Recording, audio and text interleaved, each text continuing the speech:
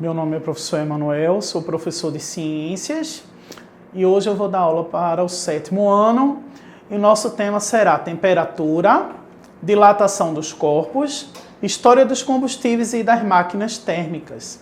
Então, para início de conversa, vamos falar sobre calor. Nos dias atuais, ensolarados, costumamos dizer que está fazendo calor porque sentimos a variação da temperatura no ambiente que nos cerca. Calor é definido pela física como a energia em transferência de uma região para outra em razão da diferença de temperatura.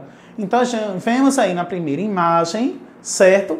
Um rapaz que ele está com a mão assim na cabeça e acima dele você vê o sol, né, clareando. E ao lado dele você vê um termômetro marcando mais de 30 graus, ou seja, está calor, está muito calor, ele está com calor, né? Vamos falar agora sobre temperatura. Então a temperatura do corpo está relacionada ao movimento das partículas que o constituem. Dissemos que a agitação térmica das partículas provoca um aumento da temperatura do corpo. Então você pode verificar aí na imagem que o gelo, que é a estrutura sólida, né, vai estar representando aí as partículas bem juntinhas. Elas não estão se deslocando, elas estão próximas umas das outras. Quando ocorre essa mudança do estado físico, que sai do sólido e vai para o líquido, no líquido, você já percebe que essas partículas elas estão mais dispersas, elas não estão mais juntas, certo?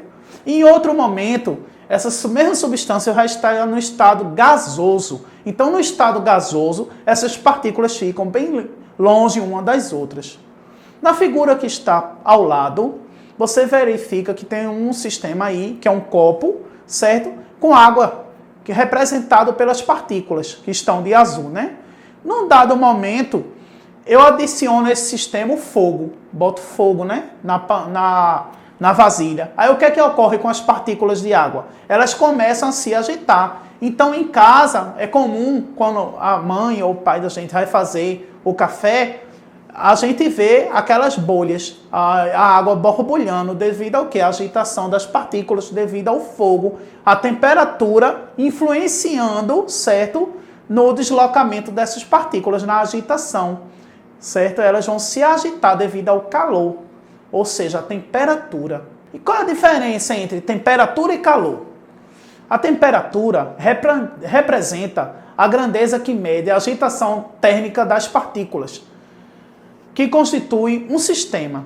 Então você vê aí na figura, certo? O sólido, depois você vê o líquido e o gás. Você pode observar que nos três as partículas se comportam de formas diferentes.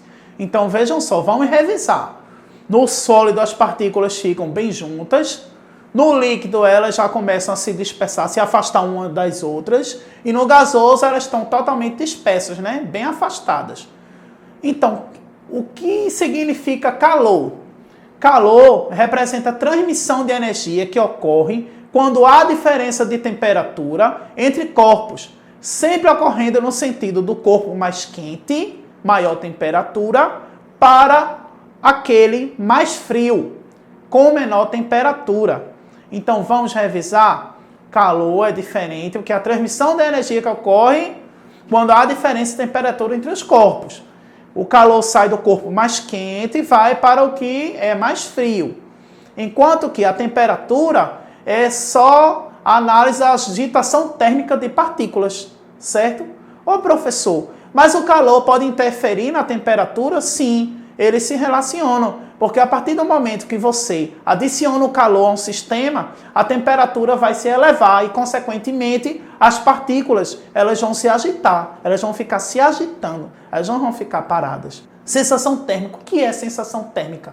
Ao tocarmos um objeto, o tato nos permite sim distinguir se ele está quente ou se ele está frio. A essa sensação percebida nomeamos de sensação térmica. Então você vê aí na imagem um emoji que está com calor, né? Está com a língua assim para fora e está caindo as gotas de suor dele, certo? Abaixo dele, você vê uma pessoa segurando uma xícara, que pode ser com leite, ou chocolate quente, ou café, e dessa xícara está saindo vapor, porque ela está quente. Ao lado, no outro emoji, você vê um emoji como se ele tivesse congelado, com frio, né? Ele chega a estar trincando os dentes para demonstrar que está tremendo de frio.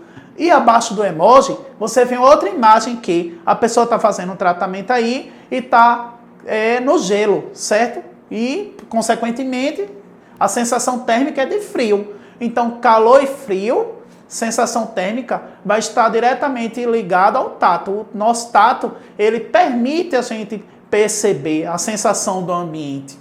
Quantidade de calor. Calor específico, nós podemos chamar também de calor sensível. Pode ser entendido como a facilidade ou a dificuldade de um material trocar calor. Ou seja, o material está lá, vai se aquecer e ele vai ter uma certa resistência para trocar esse calor. Então, sensível, calor específico, que é o mesmo que calor sensível, é essa dificuldade ou a facilidade, pode ser a facilidade também, dessa troca de calor. Como, por exemplo, a gente pega, vai fazer um suco, aí tira o gelo do congelador e vai adicionar a água. Então, aí eu tenho um calor específico ou calor sensível. A facilidade ou a dificuldade desse gelo trocar calor com a água. No caso, vai ser mais fácil, então eu digo que tem facilidade, que é um calor específico. Calor latente é a quantidade de calor que 1 grama de determinada substância deve ceder ou receber para mudar de estado físico. Nós temos aí, no exemplo, né, na figura, o gelo, e ele recebe o calor sensível e começa a descongelar. Depois, ele recebe o calor latente, e através desse calor latente, ele vai virar água. A diferença entre o calor específico e o calor latente é que o calor específico, que é o sensível, ele pode ser entendido como uma facilidade ou dificuldade de um material trocar calor. Enquanto que o calor latente é a quantidade de calor que 1 grama dessa substância pode ceder ou receber para mudar do estado físico. Então nós vemos aí que novamente a água, na figura, recebe o calor sensível, certo? E ela chega depois a receber o calor latente e volta para o estado agora de vapor, certo? Aí o calor sensível vai agir sobre esse vapor e ela vai voltar a subir de temperatura. E assim vai mudando, porque o calor latente, ele é quem vai ceder, né? A substância vai ceder ou recebê-lo, e 1 grama dessa substância vai modificar. Ela pode mudar o estado físico dela, tanto para o sólido, como para o líquido, como para o gasoso. Então, na nossa próxima imagem, nós vamos ver formas de propagação do calor. Então, vamos lá. As formas de propagação do calor é condução térmica, convecção térmica e irradiação térmica. É o seguinte, na condução térmica, a energia calorífica é transmitida por meio de corpos sólidos, que aquecem, seja pelo calor do fogo ou pelo contato com outros mais quentes. Na convecção térmica, esse tipo de transmissão de calor ocorre em substâncias que estejam no estado líquido ou gasoso.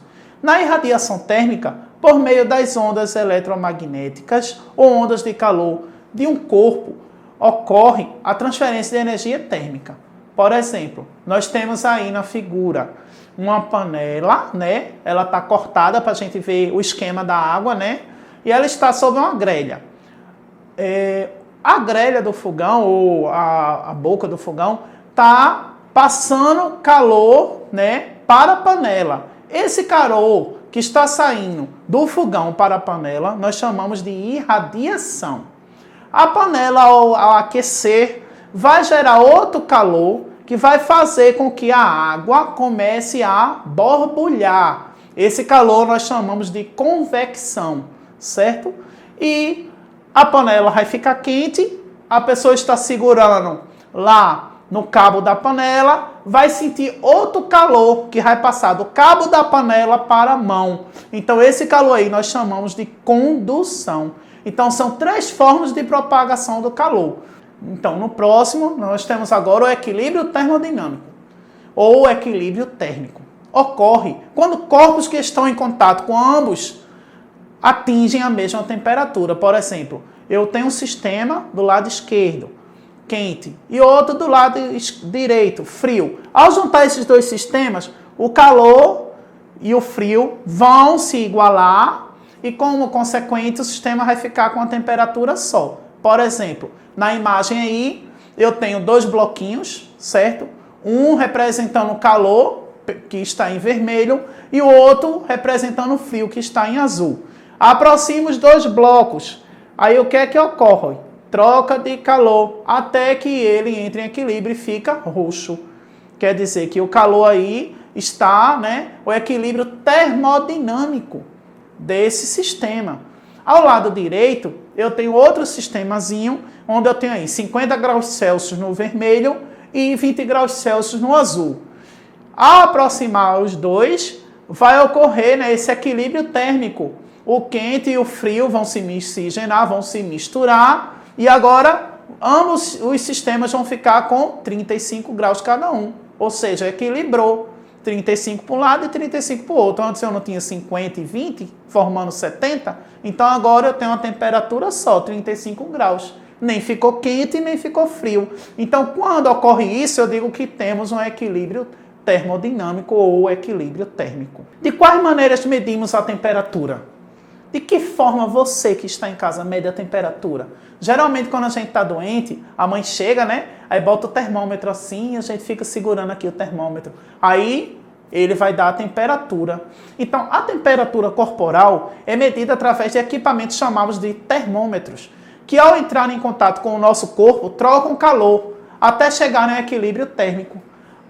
Assim, sabemos que a temperatura do termômetro é a mesma que possui o nosso corpo, certo? Então, eu tenho aí na imagem 4 termômetros diferentes. Eu tenho um termômetro que é como se fosse uma pistola, que encosta assim na testa. Nós temos aquele outro termômetro, que é o habitual que vocês usam em casa, que bota na axila. E nós temos um termômetro aí de parede, a gente bota assim para ver quanto está o ambiente. E agora com a tecnologia, né, inovação, nós também temos esse outro termômetro aí, que ele interage com o celular. Ele é como se fosse uma chupeta. A pessoa coloca na boca e interage com o seu celular e através desse ele manda o sinal para o celular e você consegue verificar a temperatura através dessa tecnologia aí.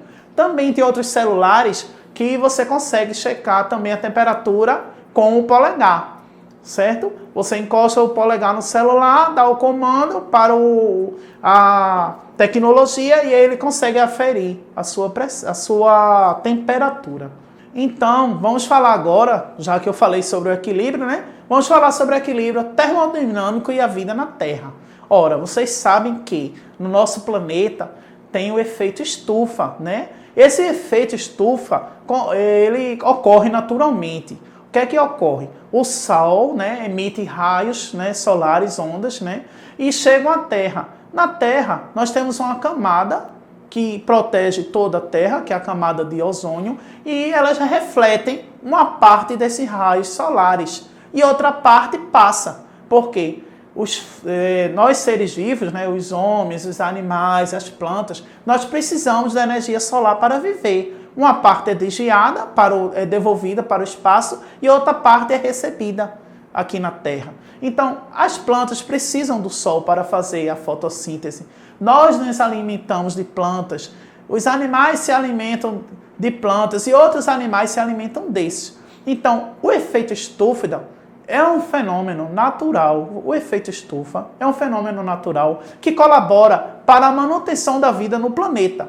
Uma parte dos raios solares são absorvidos e outra escapa para o espaço. Só que, devido à ação do homem no meio ambiente, o que é que está ocorrendo? As indústrias, os automóveis queimando combustíveis fósseis, a poluição, entre vários outros fatores, estão produzindo os gases e eles chegam lá na atmosfera, reagem com o ozônio e esse ozônio, que é uma camada que deveria proteger toda a Terra, né, protege toda a Terra, começa a criar buracos, porque essa interação dos gases produzidos pela queima de combustíveis fósseis e de outros gases produzidos pela indústria vai quebrando essa camada.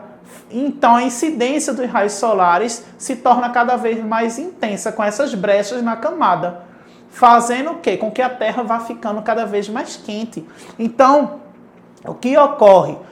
as geleiras começam a descongelar, lugares que eram congelados, eram fios, passam a ser mais quentes, começa a crescer vegetação e como consequência nós temos o quê? O aumento, né, da água dos oceanos, nós temos o degelo das calotas polares e como consequência direta disso, o aquecimento também das águas do oceano. Então vários animais e outros seres marinhos, como os terrestres, que não vão tolerar esse tipo de temperatura vão morrer. Então a gente tem que cuidar, né, do nosso planeta e procurar emitir menos essa queima, né, desses gases.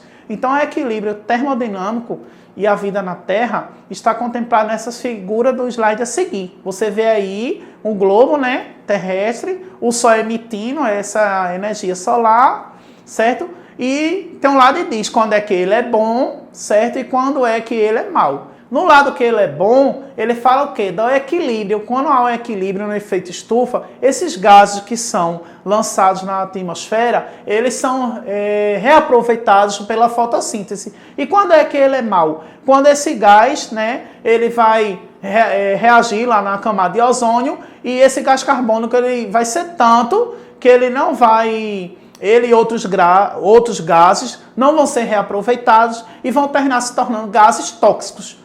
E a partir do momento que nós temos esses gases tóxicos, eles vão interferir na camada de ozônio e, consequentemente, no aquecimento global. Bem, agora vamos falar sobre a importância da presença dos oceanos. A vasta massa e o calor específico presente nos oceanos promove uma enorme capacidade térmica, ou seja, é necessário que os oceanos recebam descomunais quantidades de calor para ter a sua temperatura alternada. Devido a este motivo, eles são capazes de regular de maneira eficiente a temperatura do planeta. Por exemplo, na imagem aí, você vai ver que tem uma imagem que está de dia, aí tem dizendo assim, brisa marítima. Durante o dia, uma brisa, né, devido ao calor do sol, ela vai do mar para o continente, certo? Durante a noite, essa brisa ela vai no sentido oposto, como você vê aí na outra figura ao lado. Ela vai do continente para o oceano. Então, essa troca de calor entre oceano e continente ocorre através dessa brisa. Brisa marítima durante o dia e brisa terrestre durante a noite. Certo? As ações do homem no nosso meio.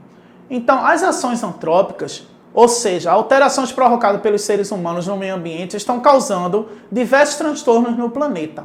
Assim, a manutenção do equilíbrio e preservação das espécies vivas estão em perigo. Como, por exemplo, na figura que você vê aí, você vê uma floresta totalmente desmatada e os bichos saindo tristes, porque não tem mais a casa, eles perderam o ambiente onde eles viviam, eles perderam a casa dele. Na outra imagem à direita, você vê as manchas de óleo que teve aqui no Nordeste. Lembram das manchas de óleo? Pois então, na mancha aí está como se fosse uma mão, ela tentando pegar os animais marinhos no mar e eles fugindo. Depois você tem outra imagem abaixo, em que a produção de vários gases, né, que são nocivos à Terra.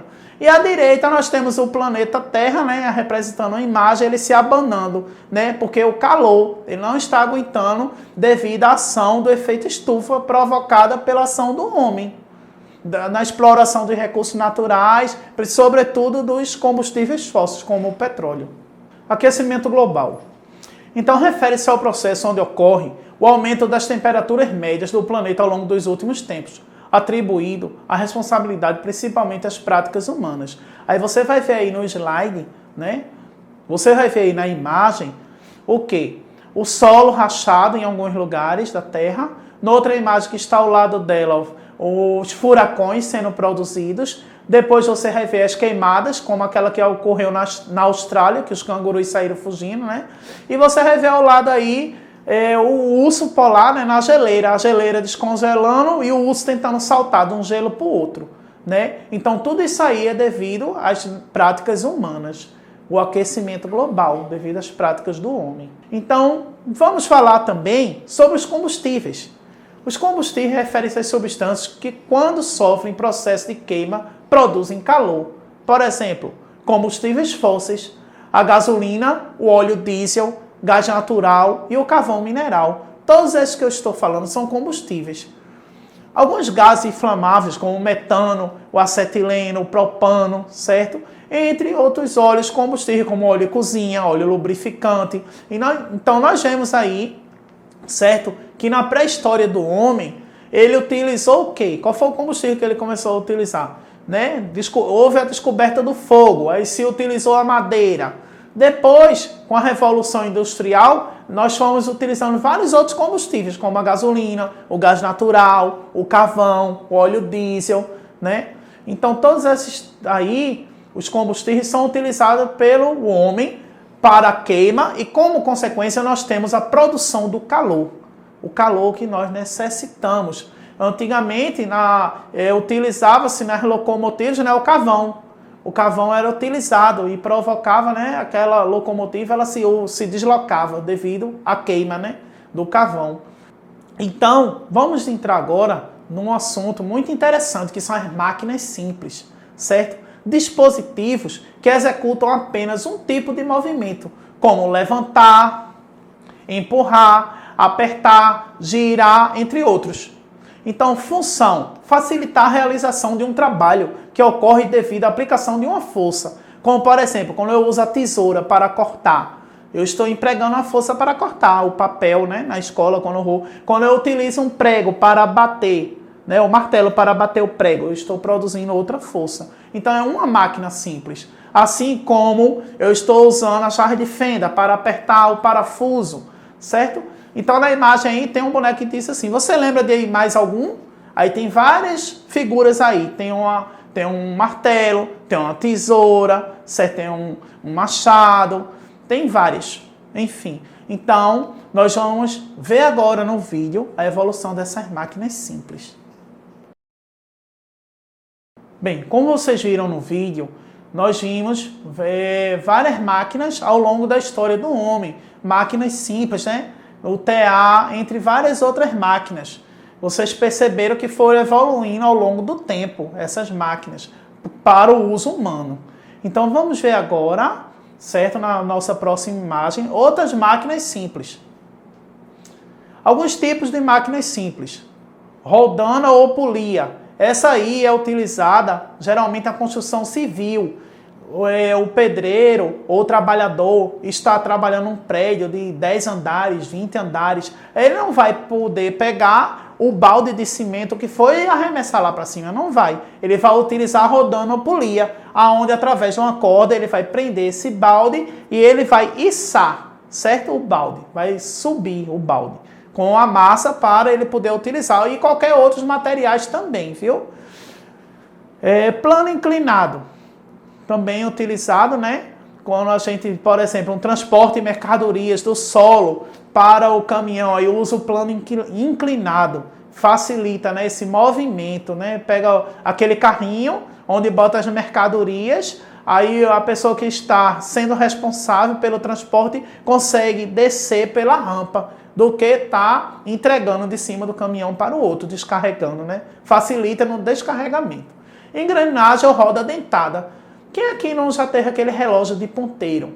Pois então, ele tem uma engrenagem nele que faz com que aquele relógio se movimente, certo? Como também aqueles carrinhos de fricção que vocês gostam de usar, que você puxa o carrinho para trás e você solta e o carrinho corre para frente. Pois então, nele tem engrenagem. Quando é que a gente usa a alavanca? Quem aqui já não brincou naquele brinquedo que nós chamamos de gangorra, que fica uma criança num extremo e a outra no outro lado? Aquilo ali é uma espécie de alavanca. Um bota o peso do corpo levantando o colega que está na outra ponta.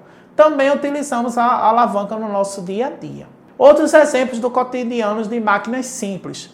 O basculhante, a gangorra que está aí, né, no canto esquerdo, você pode ver. O plano inclinado, no caso uma rampa de acesso para as pessoas portadoras de necessidades especiais, no caso o cadeirante, né, ou o visual é muito necessário, né, para eles. Essa rampa facilita o acesso aos lugares, né, públicos. Todo órgão público tem, geralmente, rampas de acesso para facilitar o acesso dessas pessoas. Nós temos também a bicicleta, né? Você vê as rodas lá onde tem a marcha e a corrente da bicicleta, são rodas, são engrenagens, né? Isso. E também essa engrenagem aí no instrumento de malhação, que utiliza, né, a polia aí, vai ser utilizada a polia para que a pessoa consiga fazer exercício para desenvolver bem os músculos. Então, você consegue pensar em mais algum? Então, pessoal, essa foi a nossa aula de hoje e até um outro momento.